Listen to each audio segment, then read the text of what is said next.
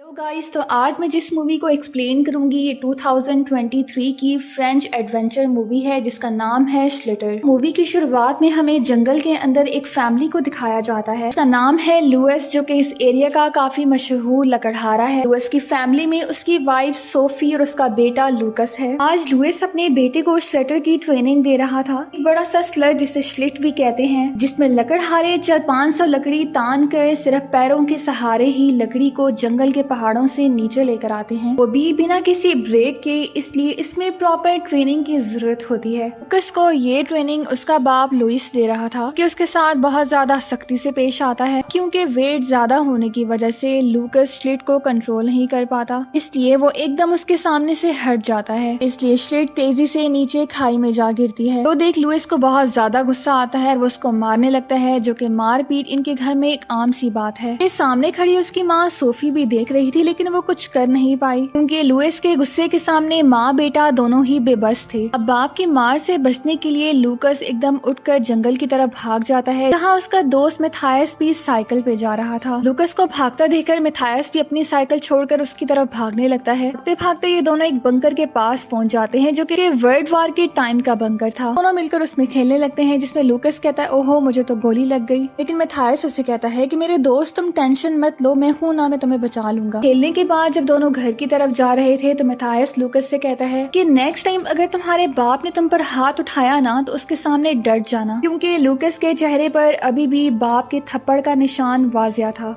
अगले दिन लूकस अपने बाप के साथ कार में शहर जा रहा था, तो रास्ते में लुइस अपने बेटे से कहता है कि पीछे पड़े सिगरेट मुझे दे दो, जिस पर लूकस कहता है कि मॉम ने कहा है कि ये आपकी सेहत के लिए ठीक नहीं, ये मैं नहीं दूंगा। और ये पहली मर्तबा था कि लूकस ने किसी बात के लिए अपने बाप को इनकार किया था। तो लुइस को बहुत गुस्सा आता है और वो खुद ही सिगरेट उठाने के लिए पीछे मुड़ जाता है। सामने से ध्यान हटते ही आगे से आते हुए एक बच्चे की साइकिल को अपनी गाड़ी से ठोक देता है। जैसे ही नीचे उतर कर देखता है तो वो बच्चा और कोई नहीं बल्कि लूकस का दोस्त के मिथायस था। गाड़ी से टकराते ही मिथायस दूर जा गिरता है और साइकिल उसकी गाड़ी के नीचे फंस जाती है। जब लुइस मिथायस को उठाने की कोशिश करता है तो वो ये देख डर जाता है कि मिथायस तो मर चुका था। ये देख वो काफी घबरा गया था, इसलिए फौरन से फैसला करते हुए मिथायस को उठा के नीचे खाई में फेंक देता है। फिर वापस आकर वो साइकिल जो कि गाड़ी के नीचे फंस चुकी थी उसे भी निकाल कर मिथायस की तरह खाई में फेंक देता है। मगर इस सब में वो ये देख नहीं पाता कि साइकिल के हैंडल पर लगे रिबन लुइस की गाड़ी के नीचे ही फंस चुके हैं। और ये सब कुछ होता देख रहा था गाड़ी में बैठा लूकस। गाड़ी में वापस आते ही वो अपने बेटे को डराते हुए कहता है कि समझो कि तुमने कुछ नहीं देखा, इसलिए अपना मुंह बंद रखना। लूकस भी कुछ कह तो नहीं पाता, बस उसकी आंखों में सिर्फ आंसू थे, क्योंकि कल तक जो उसका बेस्ट फ्रेंड उसे कह रहा था कि वो उसे बचा लेगा, आज वही इसके बाप के हाथों मारा गया। घर वापस आते हुए रास्ते में मिथायस का बाप फ्रांसिस खड़ा था, जो कि परेशानी में इनकी गाड़ी रोकते हुए कहता है कि क्या तुम लोगों ने मेरे बेटे को देखा है? मैं काफी टाइम से उसे ढूंढ रहा हूँ, लेकिन वो मुझे मिल नहीं रहा। लुइस तो इस पर इनकार कर देता है, लेकिन लूकस की आंखों में आंसू थे। वो गाड़ी में नजरें झुकाए बैठा था, क्योंकि उसमें मिथायस के बाप का सामना करने की हिम्मत नहीं थी। फ्रांसिस भी लूकस की आंखों में आंसू देखकर समझता है कि शायद इसके बाप ने फिर इसको मारा है। बात तो ठीक थी, अब लुइस ने इस मर्तबा मारा तो है, लेकिन लूकस को नहीं बल्कि इसके अपने ही बेटे मिथायस को। अब इसी तरह से 20 साल बीत चुके हैं। लूकस अपने पेरेंट्स से अलग रह रहा है। इस वाक़े को तो 20 साल बीत चुके हैं, लेकिन आज भी लूकस को मिथायस के वही नाइटमेयर सताते हैं। इसके सपने में आज भी इसका बाप कुल्हाड़ी लिए खड़ा है इसको मारने के लिए। साथ ही इसे मिथायस भी नजर आता है, जो कि काफी निराश है। तभी एकदम से मोबाइल की घंटी की वजह से इसकी आंख खुल जाती है। फोन उठाते ही पुलिस इसको इन्फॉर्म करती है कि तुम्हारे पेरेंट्स के घर पर आग लग चुकी है और आग की लपेट में आके तुम्हारे वालिदैन दोनों जिंदा जलकर मर गए। लूकस अपनी गर्लफ्रेंड जूली और अपने बेस्ट फ्रेंड बॉब के साथ अपने पेरेंट्स के फ्यूनरल पर जाता है। वहाँ जाकर वो कॉफिन बॉक्स खोलने की हिम्मत भी नहीं करता। एक तो ये कि उसमें सिर्फ अब कंकाल ही बाकी थे, और दूसरा ये कि उसकी ज्यादा अपने पेरेंट्स से बनती नहीं थी। फ्यूनरल अटेंड करके वो आखिरी मर्तबा अपना घर देखने के लिए जाता है, जो कि पूरी तरह से जल चुका था। वाई उसके बाहर मौजूद शेड के अंदर जाते ही उसे अपने बचपन की कुछ पुरानी कीमती चीजें मिलती हैं, जैसे कि वीडियो गेम्स वगैरह। वो इन सब चीजों को ट्रक पर लोड करके वहाँ से निकलने लगता है, क्योंकि बॉब की अपनी गर्लफ्रेंड के साथ पेरिस में डेट थी, इसलिए इन्हें जल्दी वापस जाना था। ये वापस जाने ही लगे होते हैं कि इनके सामने आ जाता है फ्रांसिस, वो भी व्हील चेयर पर, जिसको देखते ही लूकस को एक मर्तबा फिर से पुराना गिल्ट सताने लगता है। हालांकि इस बात को इतने साल बीत चुके हैं लेकिन आज भी वो मिथायस के बाप से नजरें नहीं मिला पा रहा। दूसरी तरफ हम जूली को देखते हैं जो कि प्रेग्नेंट है। वो ये बात बॉब को बताती है। लूकस को वो ये बात बताना नहीं चाहती थी क्योंकि बचपन की ट्रॉमा की वजह से वो बेबी प्लान करने से इनकार कर देता। फ्रांसिस लूकस से उसके पेरेंट्स का अफसोस करने के बाद उसे अपने घर कॉफी पर इनवाइट करता है। तो इस पर इनकार कर देते हैं क्योंकि इन्हें जल्दी वापस जाना था। अगर फ्रांसिस कहता है कि फायर फाइटर ने मुझे घर में कुछ बची कुची चीजों का बॉक्स दिया है, वो तो लेते जाओ। लूकस इस पर भी इनकार कर देता है क्योंकि ना तो उसे घर से मतलब था और ना ही घर की चीजों से। मगर जूली फिर भी उसे वो चीजें लेने पर इंसिस्ट करती है, इसलिए जूली चली जाती है फ्रांसिस के साथ। वो पीछे पीछे लूकस और बॉब को भी जाना ही पड़ता है। घर जाते ही ये देखते हैं कि फ्रांसिस ने घर में इंटर होने के लिए लकड़ी का एक रैंप बनाया है जिस पर साथ ही लगी रस्सी से ये घर के अंदर जाने की कोशिश करता है। ये देख तीनों हैरान रह जाते हैं कि इस बूढ़े शख्स में कितनी ताकत है। घर जाते ही इन्हें पता चलता है कि फ्रांसिस बहुत बड़ा शिकारी था क्योंकि इसने घर की दीवारों पर बहुत सारे जानवरों की खालें भी लटका रखी थी और उन्हें प्रिजर्व भी कर रखा था। इसके अलावा वो लकड़ी का बहुत बड़ा कारीगर भी है। घर के बाहर शेड में उसकी वर्कशॉप भी है जो कि आजकल बंद पड़ी है। लूकस सवाल करता है कि क्या आपने स्लिटिंग छोड़ दी? इस पर फ्रांसिस कहता है कि मैंने स्लिटिंग नहीं छोड़ी बल्कि स्लिटिंग ने मुझे कहीं का नहीं छोड़ा, क्योंकि एक मर्तबा जब वो लकड़ियां पहाड़ी से नीचे लेकर आ रहा था तो स्लिट इसके ऊपर से गुजर गई जिससे इसकी टांगे भी नाकारा हो गई। फिर वो इन तीनों को अपनी वर्कशॉप दिखाने के लिए शेड में लेकर जाता है। फिर उसने इन्हें अपनी ब्लेड स्टार्ट करके दिखाई कि ये सालों से इस्तेमाल नहीं हुई लेकिन आज भी उतनी ही शार्प है। साथ ही उन्हें अपनी एक छोटी सी बनाई हुई स्लिट भी दिखाता है जिसे देखते ही तीनों समझ आते हैं कि कितना बड़ा कारीगर है। स्लिट देखते ही बॉब कहता है कि ये तो इतनी डेंजरस नहीं है जितना कि आपने इसके बारे में बताया है, जिस पर फ्रांसिस कहता है कि मैं दुआ करता हूँ कि ये स्लिट तुम्हारे ऊपर से कभी ना गुजरे। वर्कशॉप देकर सभी घर के अंदर आ जाते हैं जहाँ लूकस कहता है कि हम तो यहाँ पर बॉक्स लेने आए थे ना। इस पर फ्रांसिस कहता है कि ओह मेरे तो दिमाग से निकल ही गया। फिर वो वर्कशॉप से बॉक्स लेने के लिए जाता है और लूकस से कहता है कि प्लीज मेरे आने तक तुम जरा कॉफी तो बना दो। लूकस भी उसकी बात मानते हुए किचन में चला जाता है। वो जैसे ही कॉफी के लिए कप निकालता है तो उसके ऊपर डायनासोर बना हुआ था, यानी कि ये कप मिथायस का था जो कि वो बचपन में इस्तेमाल करता था। अब देखते ही उसे एक मर्तबा फिर से मिथायस की याद आने लगती है कि वो डायनासोर का कितना बड़ा फैन था और अक्सर उसकी शर्ट के ऊपर भी डायनासोर ही बना हुआ होता था। लूकस अभी इसी गिल्ट में था कि फ्रांसिस बॉक्स लेकर वापस आ जाता है। इस बॉक्स से वो अपने बेटे की फोटोज निकाल कर दिखाने लगता है और बताने लगा कि कैसे उसका बेटा एक दिन साइकिलिंग करने गया मगर डिसबैलेंस होने की वजह से उसकी साइकिल खाई में जा गिरी। ये सुनकर लूकस का गिल्ट और बढ़ गया लेकिन अभी भी उसने मुंह नहीं खोला। फिर फ्रांसिस से बॉक्स लेकर वो जब गाड़ी में रखने लगता है तो फ्रांसिस पीछे से आकर कहता है कि किसी दिन टाइम निकाल कर आना, मेरे पास तुम्हारे माँ बाप के करने की बहुत सी बातें हैं। तीनों फिर कार में बैठकर जाने ही लगते हैं लेकिन गाड़ी स्टार्ट ही नहीं होती। फ्रांसिस आकर इनकी गाड़ी का इंजन चेक करने लगता है लेकिन उसे कुछ समझ नहीं आती, इसलिए घर आकर वो मैकेनिक को फोन करता है मगर वो वापस आकर इन्हें बताता है कि मैकेनिक तो कल सुबह ही आ पाएगा, इसलिए शायद आज रात आप लोगों को यहीं पर गुजारनी पड़े। और ऐसा भी वो किसी सूरत नहीं कर सकते थे क्योंकि बॉब को हर हाल में वापस पहुंचना ही था। मगर जूली घर के अंदर चली जाती है क्योंकि बाहर काफी ठंड थी। यहाँ लूकस और बॉब दोनों खुद ही गाड़ी का फॉल्ट ढूंढने लगते हैं क्योंकि बॉब को गाड़ियों की काफी जानकारी थी और वाकई ही वो कुछ ही टाइम में गाड़ी का फॉल्ट ढूंढ भी लेते हैं जो कि रेडिएटर का कटा हुआ पाइप था। फ्रांसिस बॉब को अपने साथ लेकर वर्कशॉप में जाता है ताकि कुछ जुगाड़ लगाया जा सके और बॉब फ्रांसिस से कहता है कि जिस तरह से रेडिएटर का पाइप कटा हुआ है इससे साफ लग रहा है कि किसी ने जानबूझकर बहुत सफाई से काटा है। बॉब अभी ये बात कर ही रहा था कि फ्रांसिस एक लोहे की रॉड लेकर उसके सर पे दे मारता है, इसकी वजह से बॉब तो जगह पर ही बेहोश हो जाता है। यहाँ पर आता है मूवी का असल ट्विस्ट कि फ्रांसिस इनको जानबूझकर अपने घर लेकर आया था और इस वक्त भी वो नहीं चाहता कि ये लोग यहाँ से वापस जाएं। इतना ही नहीं बल्कि कार का पाइप भी इसने काटा है जब वो बॉक्स लेने के लिए बाहर आया था। लूकस को भी वो जानबूझकर कॉफी बनाने पे बिजी कर गया ताकि वो बाहर ना आए। वहाँ घर के अंदर जूली और लूकस खिड़की से खड़े देख रहे थे कि बॉब तो फ्रांसिस की गाड़ी लेकर वहाँ से जा रहा है, मगर हम जानते हैं कि असल में वो बॉब नहीं बल्कि बॉब की हुडी पहने फ्रांसिस था और वो जानबूझकर लूकस के सामने से गुजरा ताकि बॉब के गायब होने का उसे शक ना हो। ये देखकर फौरन लूकस उसे फोन करता है लेकिन उसका फोन अनरीचेबल आ रहा था और कुछ ही देर के बाद लूकस के फोन पर बॉब का मैसेज भी आ जाता है कि गाड़ी का पाइप यहाँ से ना मिलने की वजह से वो साथ वाले गाँव जा रहा है। लूकस लगातार फोन मिलाए जा रहा था लेकिन आंसर कैसे होता क्योंकि फोन था फ्रांसिस के पास। मौका पाते ही किचन में जाके उसने बॉब के फोन से लूकस को मैसेज किया कि यहाँ तो पाइप मिला नहीं, इसलिए मैं जा रहा हूँ शहर, तो शायद लौटने में मुझे शाम हो जाए। देखते ही देखते सूरज भी ढल गया, शाम भी हो गई। तो फ्रांसिस ने फिर से बॉब के नंबर से मैसेज किया, मैं थक गया हूँ, पाइप तो मुझे यहाँ से भी नहीं मिला, इसलिए हो सकता है मैं गाड़ी में ही नींद पूरी कर लूँ, और वैसे भी अब रात का सफर करना अच्छा नहीं। यानी कि फ्रांसिस ने उन्हें यहाँ पर रात रुकने के लिए मजबूर कर ही दिया। खैर रात के डिनर के बाद जूली तो थक कर मैथायस के कमरे में ही सोने चली गई। वहाँ फ्रांसिस ने लूकस को अपने साथ ड्रिंक करने की ऑफर करी। तो ड्रिंक करते हुए फ्रांसिस ने लूकस के दिमाग में जूली के लिए शक पैदा करना शुरू कर दिया। शक डालने के लिए फ्रांसिस की बस एक ही बात काफी थी कि मुझे महसूस नहीं हुआ कि जूली तुम्हारी गर्लफ्रेंड है या फिर बॉब की। लूकस भी सोचने लगा कि क्या जूली वाकई ही बॉब के साथ भी उतनी ही फ्री है जितना कि मेरे साथ। फ्रांसिस ने यहाँ पर एक और बात की कि अगर तुम उस दिन मैथायस की हालत देख लेते ना तो शायद तुम्हें भी रोना आ जाता और दिल फटने लगता। फ्रांसिस के चेहरे से हम साफ देख पा रहे हैं कि उसको सारी सच्चाई पता है, बस वो लूकस के मुंह से सुनना चाहता है। मगर लूकस ने अभी भी मुंह नहीं खोला